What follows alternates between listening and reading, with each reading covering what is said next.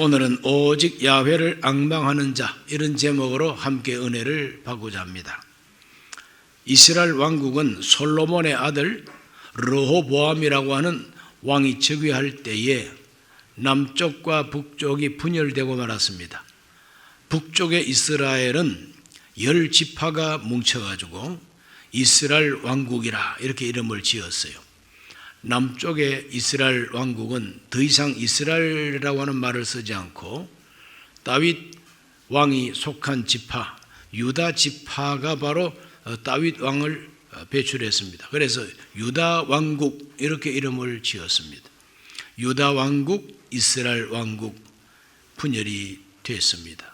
세월이 흐르면서 북쪽 이스라엘 나라 사람들이 더 일찍이 우상을 숭배하고 하나님 떠났습니다.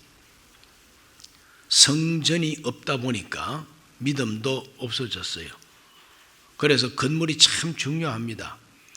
예루살렘 성전을 떠나서 엉뚱하게도 다른 산에서 제사를 하다 보니까 그만 그들의 신앙이 오염되어 버리고 말았습니다. 우상을 숭배하고 말씀을 잊어버리고 하나님도 떠납니다. 그래서 그들은 BC 722년 아스리아 제국에 의해서 멸망하고 맙니다. 다 포로로 끌려가 버렸어요. 남쪽의 유다 왕국도 BC 587년에 바벨론 제국에 의해서 철저하게 멸망하고 포로로 다 끌려가 버렸습니다. 그렇게 포로로 끌려가고 혹독한 노예 생활을 했습니다. 그들이 끌려간 그 지역은 옛날 아브라함의 고향입니다. 너희들이 그렇게 우상 숭배를 좋아하니 우상 숭배의 본 고장으로 돌아가라. 하나님께서 다 그들을 우상 숭배의 본 고장으로, 본적으로 다 돌려보냈습니다. 그때부터 이 사람들은 이스라엘을 떠나가지고 완전히 이방 나라를 살다 보니까 자기 나라 말도 잊어버리고 역사도 잊어버리고 그 민족의 정체성도 잊어버리고 율법도 잊어버리고 하나님도 떠나버리고 그러다 보니까 이 사람들은 이방인이 되고 말았습니다. 그 현지인과 똑같이 되어버리고 말았습니다. 그런 사람들은 더 이상 족보에 이스라엘 없어져 버리고 말았습니다. 그러나 끝까지 하나님을 잊어버리지 아니하고 그래도 하나님께 기도하고 우리를 용서하시고 다시 구원해 주실 날을 기다리는 남은 자들이 있었어요. 이 남은 자들의 구원에 대해서 이사야가 예언을 합니다. 이사야 10장 21절로 22절입니다. 남은 자, 곧 야곱의 남은 자가 능하신 하나님께로 돌아올 것이라. 이스라엘이여, 내 백성이 바다의 모래가 될지라도 남은 자만 돌아오리라. 넘치는 공의로 파멸이 작정되었음이라 그랬습니다. 남은 자만 돌아오리라. 돌아온 자들만 구원받는 이스라엘 백성이 된다 이 말이죠. 그 많고 많은 이스라엘 백성들이 다 포로가 돼서 끌려가더니 다 이방인이 되어버리고 끝까지 하나님을 찾고 하나님 이름을 부르고 회개하고 기다리던 그 남은 자들만 하나님이 구원하신다 이 말입니다. 그 남은 자들이 와서 구원받고 그들의 후손 중에서 우리 주 예수 그리스도께서 오시게 된 겁니다. 하나님의 구원 역사에 참여하고 하나님의 위대한 계획 속에 쓰임받는 진짜 택한 백성들이 되고 만 겁니다. 오늘 우리 순범 강북교회 모든 교우들도 이 시대에 참 어려움이 많고 고난이 많고 바이러스가 창궐하기 때문에 비대면 예배 드리라 그러고 자식들 가운데 교회 다니면은 그 부모에게 불이익을 주고 자식한테 불이익을 준다니까 막 부모들이 자식 때문에 겁이 나서 교회도 못 나오고 박해하는 것이죠. 이러한 박해 시대도 잘 극복하고 남은 자들은 지금 열심히 교회에 오셔서 예배를 드리고 있습니다. 옛날이나 지금이나 남은 자들이 하나님의 구원을 받고 하나님의 약속의 백성이 된다는 걸 믿으시기를 바랍니다. 그런데 아무리 남은 자들이라 할지라도 고난이 길고 기도가 빨리 응답이 안 되고 그럴 때에 그들은 어느 정도 마음에 낙심하고 절망이 들어오고 하나님이 너무 야속하게 보이고 이렇게 해서 탄식하는 모습을 보였습니다. 그럴지라도 하나님이 그 탄식하는 그 남은 백성을 욕하거나 심판하거나 하나님께서 저주하지 않습니다. 오히려 그들을 위로하고 격려하고 좀 더 참아라, 내가 반드시 구원한다, 이와 같은 하나님의 위로의 말씀을 주셨습니다. 마지막 선수가 달릴 때에, 아주 힘겹게 달릴 때에 응원하면서 힘내라, 힘내라, 조금만 더 참고 달려라, 이렇게 격려하듯이 하나님께서 남은 자들이 탄식할 때에 하나님이 등을 두드리면서 좀 더 참으라, 좀 더 견뎌라, 반드시 내가 너를 구원해 주겠다, 이와 같은 위로와 격려와 구원의 말씀이 이사야서 40장부터 66장까지 가득하게 기록이 되어 있어요. 오늘 읽은 이 본문도 바로 거기에 해당하는 말씀인 것입니다. 하나님이 이스라엘 백성들에게 세 가지 메시지를 오늘 이 본문에서 주고 있습니다. 첫째는 뭐냐? 어찌하여 탄식하는가 하는 말씀입니다. 어찌하여 탄식하는가? 이사야 40장 27절은 말합니다. 야곱아 어찌하여 네가 말하며 이스라엘아 네가 이르기를 내 길은 야훼께 숨겨졌으며 내 송사는 내 하나님에게서 벗어난다 하느냐? 하나님이 남아있는 이스라엘 백성들을 창피하기 위해서, 그들을 욕하기 위해서 하는 말씀이 아닙니다. 그들의 실상을 하나님께서 드러내고 계십니다. 너희들이 힘이 참 붙이는구나, 너희들이 지금 나한테 지금 이렇게 탄식하고 있구나, 그걸 그대로, 사실 그대로 드러내면서 그들을 구원할 마음을 가지고 계신 것입니다. 이스라엘 백성들이 뭐라고 탄식을 했느냐? 그들의 탄식 소리가 내 길은 야훼께 숨겨졌으며 내 송사는 내 하나님에게서 벗어난다 하느냐? 하나님 앞에서 내 사정이 숨겨졌다, 이 말은 무슨 의미가 있느냐 하면은 하나님께서 내 사정을 몰라주신다 이 말입니다. 번체만체하신다 이 말입니다. 하나님이 내 딱한 사정을 번체만체하신다. 내 길을 하나님께서 도무지 모르고 계신다. 하나님 모르고 계신다. 내가 가는 길을 하나님 모르고 계신다. 내 억울한 일을 돌보아 주지 아니한다. 이게 바로 내 송사는 하나님에게서 벗어난다 하는 이 말입니다. 이 송사가 뭡니까? 송사는 법적으로 해결하겠다고 고소하고 고발하고 재판받는 일이 송사입니다. 그런데 하나님이 내 억울한 사정을 들어주지 않는다는 거예요. 벗어나 버렸다 이 말은 하나님께서 귀하게 여기지 아니하고 시시하게 여기고 저리 비켜, 이렇게 나를 밀어버렸다 이 말이죠. 그런 느낌을 받고 이스라엘 백성들이 하나님께 탄식하고 있다고 하는 것을 하나님이 지적하고 계신 것입니다. 너희들이 왜 이런 말을 하느냐 이 말이지. 너희들이 어떻게 이렇게 탄식을 하고 있느냐, 어찌하여 탄식하고 있느냐. 그러나 하나님은 탄식하는 인간을 미워하거나 비웃지 않습니다. 왜? 우리 인간의 한계점이 바로 그 거지입니다. 그 거지. 참고 참다가 그만 터지면서 원망하고 탄식하는 것은 우리 인간의 연약한 실존이다 이 말입니다. 그러므로 우리 인간의 한계선에서 정말 탄식하고 있는 이 모습을 하나님 다 알고 계십니다. 위대한 믿음의 사람 다윗도 탄식할 때가 있었어요.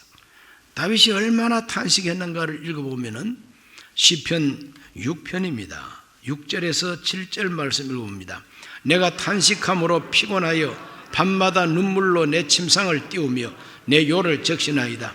내 눈이 근심으로 말미암아 쇠하며 내 모든 대적으로 말미암아 어두워졌나이다 그랬어요.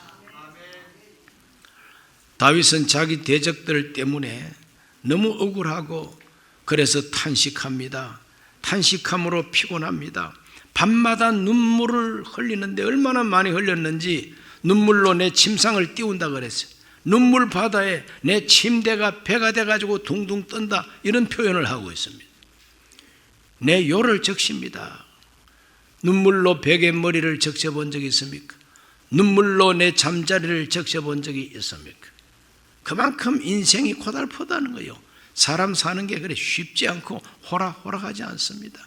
믿음의 사람이라 할지라도, 남은 자라 할지라도 인간의 실존이라고 하는 것은 탄식할 수밖에 없는 존재인 것을 하나님은 알고 계시고, 언제까지나 그렇게 버려두지 아니하시고 하나님 때가 되면은 그들을 도와주시고 다윗을 일으켜 주시고 다윗을 승리하게 해 주셨습니다. 악인들이 형통하고 악인들이 잘 되는 것 같으면은 속상하고 속 터지고 탄식합니다. 시편 73편 12절로 14절 읽습니다. 볼지어다 이들은 악인들이라도 항상 평안하고 재물은 더욱 불어나는도다.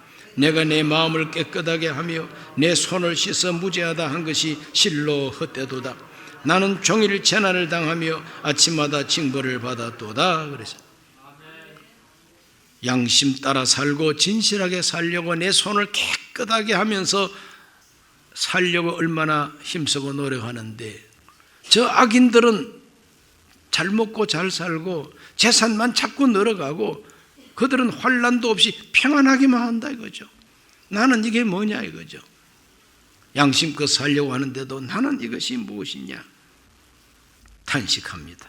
종일 재난을 당하고 아침마다 징벌을 받았도다. 그래서 아니 못된 인간들은 평안하게 잘 먹고 돈도 잘 버는데 말씀대로 사는 나는 왜 이렇게 고난이 많으냐. 이와 같은 탄식이 우리 생활 속에 있을 수 있다는 것을 성경은 보여주고 있는 것이죠. 포로 생활의 괴로움을 하나님이 모르시고 돌아보지도 아니하신다고 섭섭한 마음을 가지고 탄식했습니다. 그러나 하나님은 그런 탄식하는 이스라엘 백성들에게 위로의 말씀을 주십니다. 두 번째 주신 메시지는 하나님을 바로 알라라고 하는 메시지입니다. 하나님 바로 알라. 너 원망하고 짜증을 내고 탄식만 하지 말고 하나님을 바로 알아라.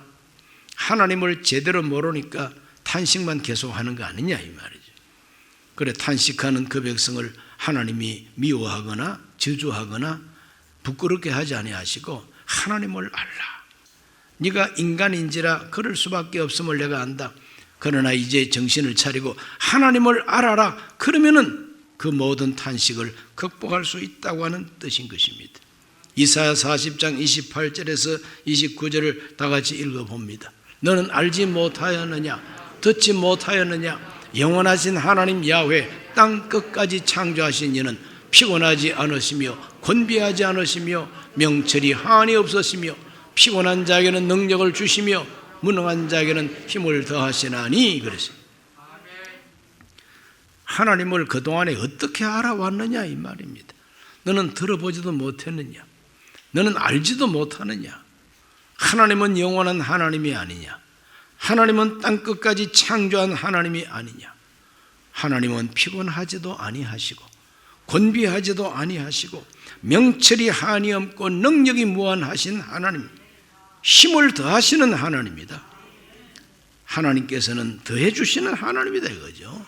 이런 하나님을 왜 모르느냐 이 말이죠. 그러므로 하나님을 제대로 알고 제대로 믿으라 이 말이죠. 하나님을 바로 알고 믿는 것이 중요합니다. 이사야 40장 26절에 너희는 눈을 높이 들어 누가 이 모든 것을 창조하였나 보라. 주께서 수혜대로 만상을 이끌어내시고 그들의 모든 이름을 부르시나니 그의 권세가 크고 그의 능력이 강함으로 하나도 빠짐이 없느니라. 눈을 높이 들어 누가 이 모든 걸 창조했나 생각해봐라 이거죠.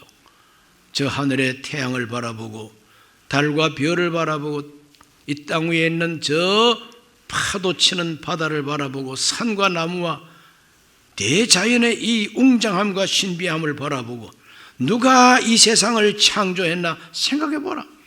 전능하신 하나님, 지식이 무한하신 하나님이 이 세상을 창조하지 않았느냐. 그 하나님을 바로 안다면은 이제 탄식하고 염려하고 원망하는 이 모든 것을 이길 수 있다는 것입니다. 하나님을 아는 지식이 우리 가운데 확실하게 들어오면은 우리의 걱정과 염려를 이길 수 있다는 것을 믿으시기를 바랍니다. 아는 것이 힘이라는 말이 있지 않습니까? 진짜입니다. 아는 것이 힘입니다. 모르면은 걱정합니다. 알면은 걱정 근심을 하지 않습니다. 이 세상이 결국 어떻게 된다는 걸 알면 걱정하지 않습니다.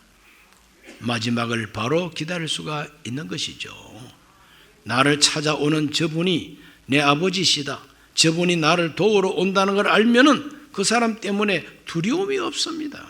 오히려 환영합니다. 알아야 된다는 겁니다. 그러므로 하나님은 남아있는 백성들에게 하나님을 알아라. 야훼를 알아라. 힘써 야훼를 알아라. 하나님이 어떤 하나님이신가를 알아라. 야훼는 평강을 주시는 야훼 샬롬이시다. 야훼는 승리를 주시는 야훼 니시가 되신다. 야훼는 우리를 위해서 예비하시는 야훼 이레가 되신다. 하나님은 우리에게 승리를 주시고 평화를 주시고 야훼는 우리의 목자가 되신다. 구약 성경에도 하나님이 어떤 하나님인가 하는 것을 계속 그 백성들에게 가르쳤습니다. 그 하나님을 잊어버리고 이방인이 되어버린 사람은 하나님께서 관심도 없습니다. 이방인 됐으니까. 그러나 남은 자들, 하나님을 기다리는 자들에게는 하나님께서 그들을 위로하기 위하여 하나님을 알라. 힘써 하나님을 알라. 그리고 그 하나님을 앙망하라고 메시지를 주었습니다. 앙망하라. 하나님을 앙망하는 자가 새 힘을 얻는다. 앙망한다는 의미가 무엇이냐?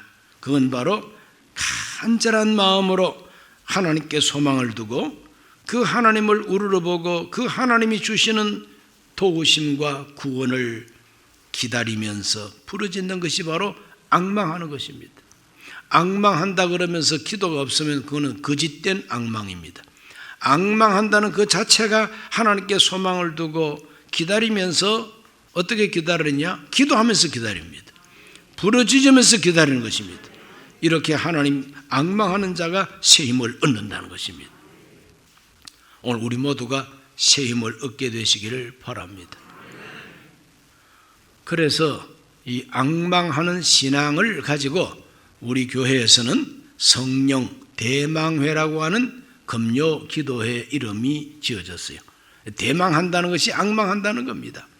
그러므로 항상 하나님을 앙망하고 성령을 대망하고 그러다가 성령 충만을 받는 거죠. 그것이 바로 새 힘인 것입니다.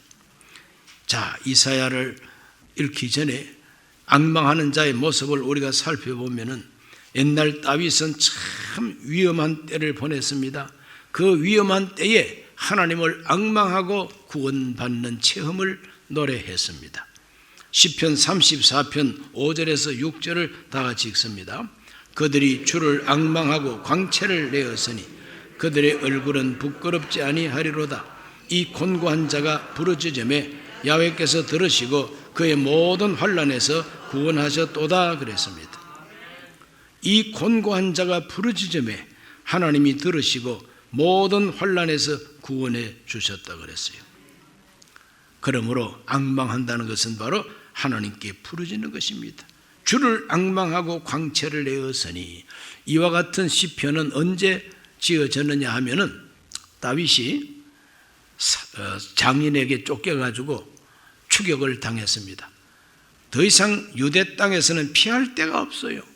그래서 블레셋 땅으로 피신을 하고 블레셋 왕 아비멜렉에게 밥 얻어먹는 식객이 된 겁니다. 그럴 때에 아비멜렉의 신하들 중에 다윗을 아는 사람이 왕에게 고발합니다. 왕이여, 왜 저런 인간을 받아들였습니까? 저 인간 말이죠.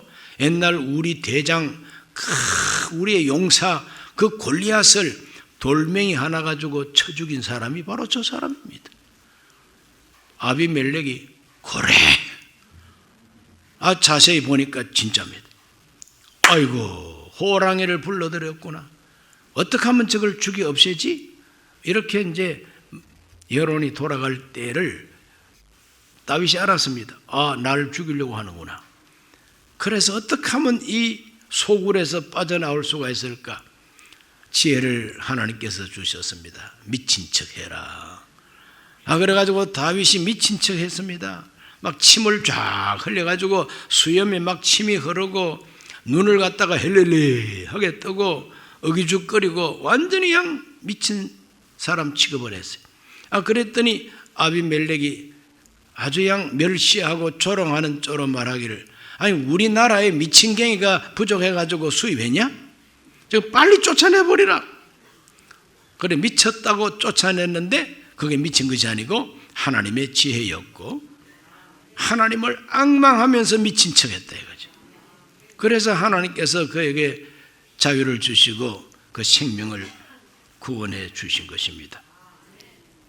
하나님을 앙망하고 광채를 입었다고 노래하고 있습니다.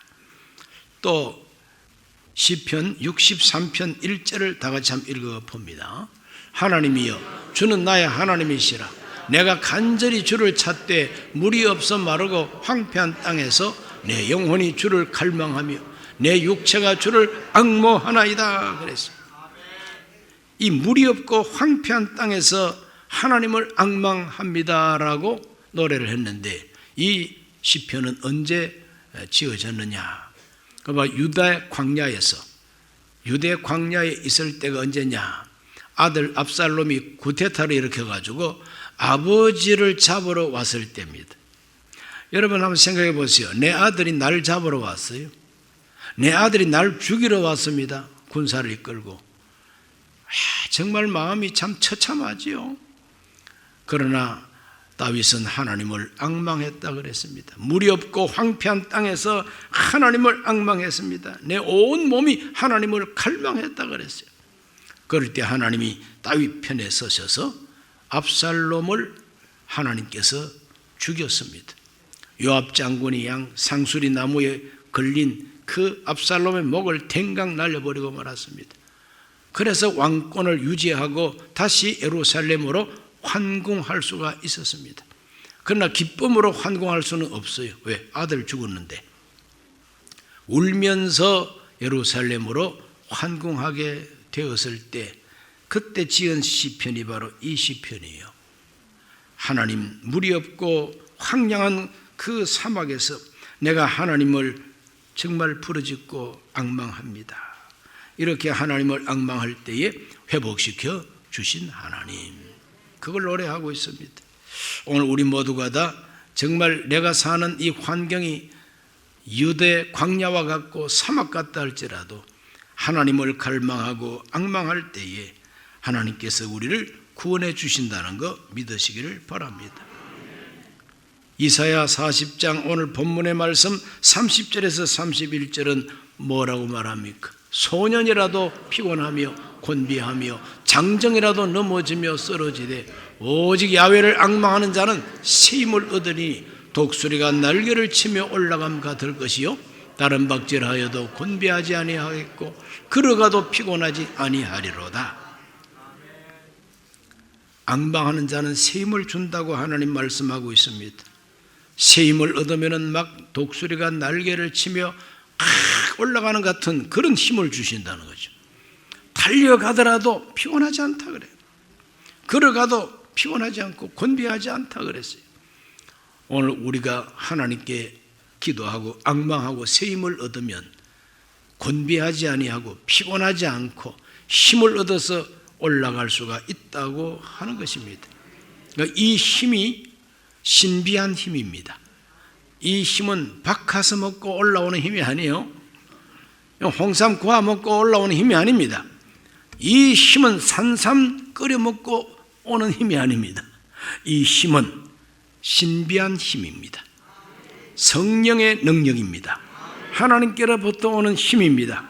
이것은 사람이 말과 글로 쉽게 표현할 수가 없어요. 받은 자만 아는 힘입니다. 신비한 힘을 얻게 되시기를 바랍니다. 하나님을 앙망할 때 내가 고민하고 걱정하면서 기도하는 문제가 싹 해결되는 거죠. 문제를 해결하는 힘입니다. 내가 하나님께 앙망하고 기도할 때 내가 몰랐던 사실을 하나님이 환하게 알게 해주시니 아는 것이 힘이요 알고 보니까 이거 아무것도 아니네. 그래서 승리하게 됩니다. 알게 하시는 것이 하나님의 힘이다 이 말이죠. 몸에 병이 있는데 앙망했더니 하나님 내 병을 싹 고쳐버렸어요. 치료의 힘인 것입니다. 사업이 안 돼가지고 너무 어려워서 어쩔 줄 모를 때 하나님을 앙망했더니 사업이 살살 풀리면서 돈벌이가 되고 그래서 살만한 인생으로 하나님 바꿔주시니 그게 하나님 주시는 힘인 것입니다. 새 힘인 것입니다. 이와 같은 하나님의 힘이 때로는 믿음으로 옵니다. 자신감이 생긴다는 거죠. 어떨 때는 소망으로 옵니다. 마음이 밝고 뭔가 잘 될 것 같은 기대감이 생깁니다. 하나님께서 주시는 새 힘의 능력인 것입니다. 앙망하는 자에게 주어지는 하나님의 응답인 것입니다. 남아있는 백성들이 탄식할 때 앙망하라, 하나님을 앙망하라. 그러면 하나님이 새 힘을 주신다고 약속하고 있습니다.